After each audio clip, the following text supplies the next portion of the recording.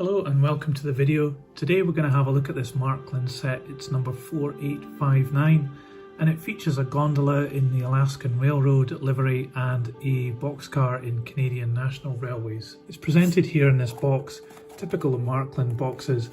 Quite a nice design, I think. This one I got second hand and you can see it's starting to get a bit old. It's got some damage here. I think that might just be from storage in an attic or something.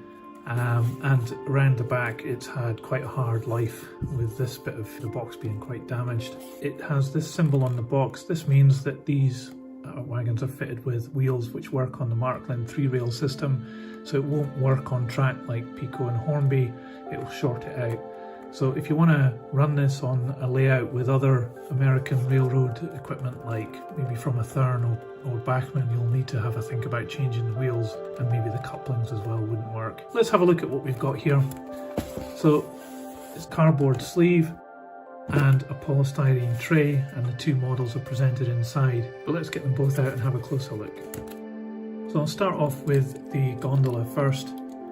So this is the Alaska Railroad one, and it's number 13101. What I can see straight away is that it's quite a crude model by today's standards, but it still has some really good detail on the rivets down the side here. Inside there's a printed base to the model which has some indication of rivets, but they're just printed on, and also there's no detail on the inside of the wagon here. Underneath there's a little bit of detail, but it's not a huge amount.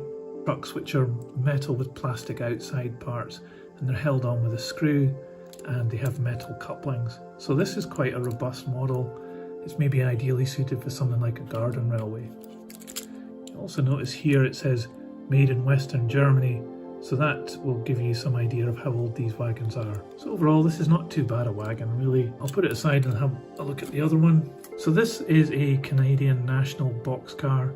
It's number CN and then 555555, and it's got some good detail printed here on the side, some specifications about the wagon and what it can carry. So it's typical with Marklin stuff, the printing is very good on the side of wagons, and the detail here is very good as well, very crisply applied. For some reason this one's fitted with green doors. I don't think Canadian National boxcars have green doors. I think they will probably just have brown. Please correct me in the comments if I got that wrong. And you can see also that the paintwork is very shiny. Again, this is probably not ideal, but this is an old model and made of metal as well. The walkway on the top is made of plastic, but things like the ladder on the end and the side, this is a metal component, so it's going to take a lot of abuse. And similarly, the trucks underneath are the same as the gondola in that they're made of metal with plastic ends, and they have metal couplings as well. There's not much detail underneath. There's some hint at brake components, but it's nothing much more than a hint. Might as well not have bothered. And again, you can see made in Western Germany here. So overall, this is a rather crude model. It's not got a huge amount of detail by today's standard, but it's maybe ideally suited if you've got a garden railway that you could run these things on. So I'm going to put these on the scales so you can see how much they weigh. So the gondola is quite heavy at 295 grams. The boxcar is even heavier at 395 grams.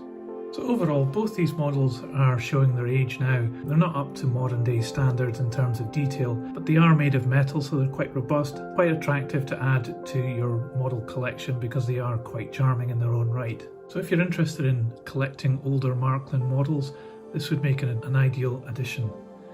I'll put these on the turntable for you to have a look all the way around.